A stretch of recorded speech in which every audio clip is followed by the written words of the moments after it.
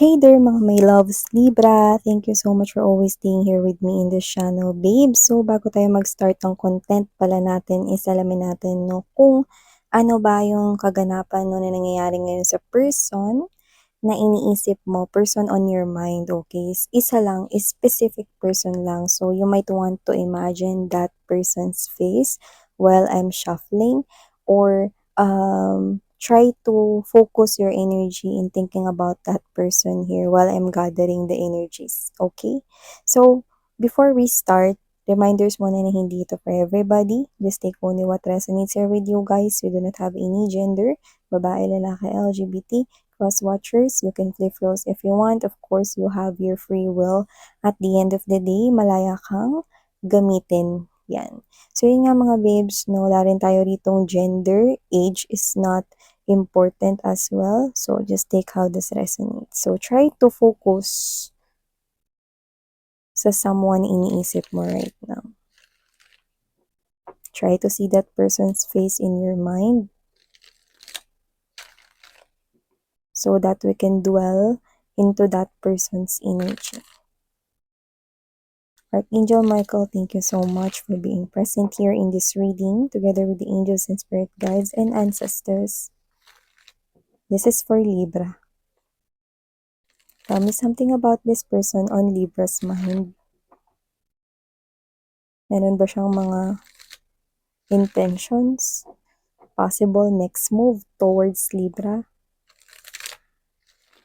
Who is this person here in Libra's mind? What is his or her possible actions? Libra. I keep on seeing the Two of Cups energy, kaya kung sino man tong person na to, you are in a very wonderful relationship with this person here. You are so much in love with this person here. Okay? But for others of you, iba pwedeng hindi pa kayo rito nagkakaaminan, pero parehas kayo ng feelings. Taray! O, tapos na yung reading. Tinapusag. So, ilatag muna natin lahat. Okay, we have here the Judgment card energy. Okay, the Chariot, Six of Cups, long-term commitment, High Priestess energy, Ten of Cups. Wonderful.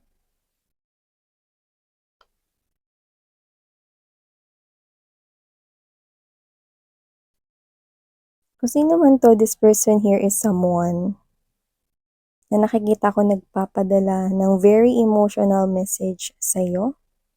At nakikita ko na ang pinakaiikot ng communication na yan, no, is hindi kita pakakawalan ever. Yan, no. Medyo creepy yon kung ang magsasabi nun, no, is yung nakasalubong mo sa bus, no, habang nawala yung cellphone mo. Hindi yon, no? Kundi ko sino man magsasabi nito sa inyo. Nakita ko rito, no, emotional message, no, someone here na ka-commitment mo, committed kayo in a love and romantic relationship, kayo na, no, pwedeng husband, wife na rin kayo, yung iba naman pwedeng matagal na kayong kayo, yan, no, marami na kayong pagsubok na pinagdaanan, no, dumaan na rin kayo rito sa away, gulo, nag-blockan na rin,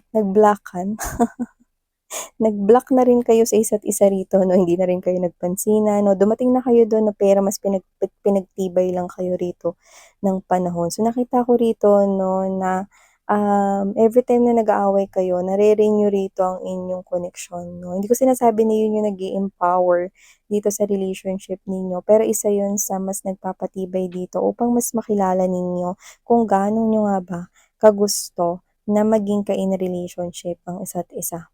Okay, at nakita ko rito, no, na yung iba pwedeng childhood sweetheart nyo ito, no, and then this person here is siya yung nakatuluyan mo or siya yung ka-in relationship mo ngayon. Pero sabi ko nga sa inyo, yung iba pwedeng hindi nyo pa alam, no, na parehas kayo ng nararamdaman, no, pero papunta na kayo dun sa exciting part na to. Medyo kinakabahan lang siya to confess his or her feelings for you, pero naghahanda na siya ngayon.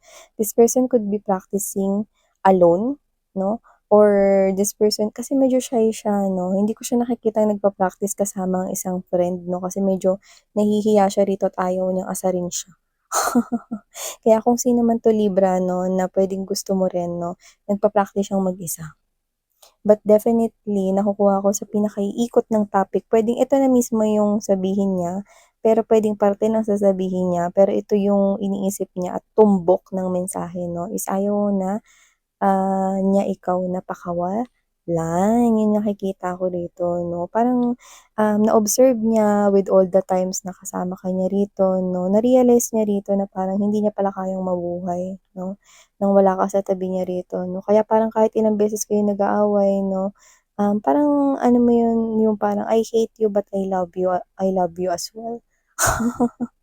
Sometimes hate niyo isa't isa kasi parang may mga bagay hindi kayo nagkakasundo, mga little things 'no, mga misunderstandings 'no, but at the same time, love wins, 'di ba? Mahal niyo pa rin isa't isa. Well, that's normal 'no, nakikita ko na yun yung nagpapa-move rin sa inyong relationship rito 'no. Tsaka ang maganda, you are not the type of couple na everyday lagi niyong pino-post kung ano yung nangyayari sa relationship ninyo, pinag-aaway kayo na social media yung ano, hindi, okey? You are the type of couple here na okey lang na parang sometimes may picture kayo sa social media or nag-date kayo 'no, pero yung sabihin mo everyday, lagi kayo nagpo-post everyday, hindi kayo yung gano'ng klase ng couple 'no. So kayo 'to 'no na parang, hindi naman sa parang very private kayo about your love life, you are proud of each other, nakikita ko yun. Eh, yun nga lang hindi kayo masyadong ano na parang hindi kayo masyadong maingay sa social media about your relationship. Pero your closest friends 'no, know na kayo, that you are in a very wonderful connection, 'no. Well, nakikita ko dito para kayong ano, para kayong tigre at fox. Kasi sometimes 'pag merong mga little things rito wala talagang nagpapatalo 'no, pero ang cute lang ng dating. Okey, kasi nakikita ko rito na parang 'pag nag-away kayo daan lang, eh, tsaka nagkakabati din kayo, eh, oh. Okey. So, nakikita ko rito na yung iba sa inyo puwedeng, magpo-propose na siya, yun yung nakita ko rito 'no, at iniisip niya rito to settle down here with you kung hindi pa man din kayo kasal, na I'm seeing that this person here could be, thinking about marriage here with you, 'yan 'no, at nakakita tayo rito ng kontrata na sikretong malupit pa ito with the High Priestess, pero iniisip niya na mag-propose sa'yo. At yung iba naman 'no, na hindi pa nagiging kayo nito 'no, dahil parehas kayo ng feelings and emotions, confession will happen between the both of you. And I'm picking up 'no, na parang mame-mention din diyan yung, matagal na tayong magkakilala, matagal na akong may gusto sa'yo. Maririnig mo yung word na matagal, like you will definitely, masosurpresa 'no, na, "Ay matagal na pala siyang may gusto sa'kin, ay matagal na pala niya nararamdaman 'yan, parehas kami pala, hala." Parang gano'n ka 'no, kung wala pang something sa inyo. At kung kayo naman na, I'm seeing that this person here sees marriage with you guys, and if you are already married with this person here, nakikita ko rito 'no, that this person here is thinking na magkaroon na kayo ng sarili niyong house. So, hindi ko alam kung ba't gano'n. Siguro kasama niyo, sa inyong house yung parents ninyo or yung family mo 'no, or baka nakatira kayo do'n. So, nag-iisip siya rito na parang, it's time na humiwalay na kayo, bumukod na kayo, mga gano'n 'no, or magpatayo na kayo ng sarili ninyong house at puwedeng isurpresa niya 'yun sa'yo. So, maaaring kontrata naman sa lupa ang nakikita ko dito para dun sa mga married 'no. Saka nakikita ko 'no, na kung kayo ay may pamilya na 'no, siyempre gusto niya naman na na, makapag-provide rin sa mga bata 'no, ng ano, hindi ko alam kung ba't parang nakuha ko rito na gusto niya na parang merong sariling room yung mga kids 'no. Kasi I don't know kung yun ba yung sinabi ng anak ninyo or what 'no, pero pangarap niya yun for the kids, 'yan 'no. At kung wala pa kayong anak pero kasal kayo rito, nakikita ko na ganun pa din. This person here wants to build your own home. So, baka bumili siya rito ng bahay or bumili siya rito ng lupa 'no, paunti-unti pagtatamnan niya 'yan 'no, at bubuo siya diyan ng bahay na matatawag ninyong sa inyo talaga, Libra. So, definitely I'm seeing you settling down with this person here 'no. So, wala akong nakikita rito na magiging problema. Meron ditong mga parang mga putyu-putyu 'no, putyu-putyu meron ditong parang mga putyu-putyu 'no na na mga parang little misunderstandings na mga paparating lang 'no, pero hindi yun makakaapekto sa inyo, like hindi. Kasi ganyan na nga yung nasu-surpass niyo ngayon, eh, na pagtatagumpayan ninyo. So, hindi ko kayo nakikitang magiging separated from each other, mas lalo pa kamo kayong magiging close in the future together 'no. Nakikita ko na lumalaki yung mga anak ninyo. 'No, na buo yung pamilya ninyo 'no, at yung love ninyo for each other is gano'n pa rin. Wow 'no, kung sino man 'to 'no, talagang yung pangako niya na sasabihin niya rito na hindi niya kayo papakawalan, talagang totoo talaga 'no, talagang tinutuon niya talaga 'to 'no. So yung iba kahit na nagsimula pa kayo rito sa childhood sweethearts kayo for others of you, hanggang ngayon pinaninindigan niya pa rin yung pangako na yan 'no. So, whoever this individual is, this person here is actually very dedicated with his or her love for you. Ba, san ka pa? Kaya kung sino man 'tong person na 'to na puwedeng meron ditong difference sa height, I'm picking up that. Puwede rin namang difference sa inyong, age, puwede rin po 'yan. But, just take how this resonates here, 'no? So, meron akong nakikita rito na parang meron lang siya ritong iniisip, 'no? Meron ditong sumasagi sa isipan niya. Actually, may nanggugulo sa kanya rito. 'No? Pero, sa tingin ko sasabihin niya rin ito sa'yo, 'yan 'no. Just like how this resonates, this is timeless, puwedeng ito ay tapos na sa iba, nangyayari or hindi pa, for others naman 'no. Kung sino 'tong nanggugulo sa kanya posibleng, ito yung person na hindi naman puwedeng sa iba, yes, ex nila 'yan, pero yung iba parang ano, nangungulit ganyan 'no or parang may kailangan sa kanya, puwedeng may kinalaman sa pera yun, pero yung iba ex nila kinukulit sila rito. Pero kahit sino pa man diyan, sasabihin niya 'yan sa'yo, mm. Sasabihin niya 'yan sa'yo kasi this person here is open siya, open siya pagdating sa lahat na nangyayari, okey.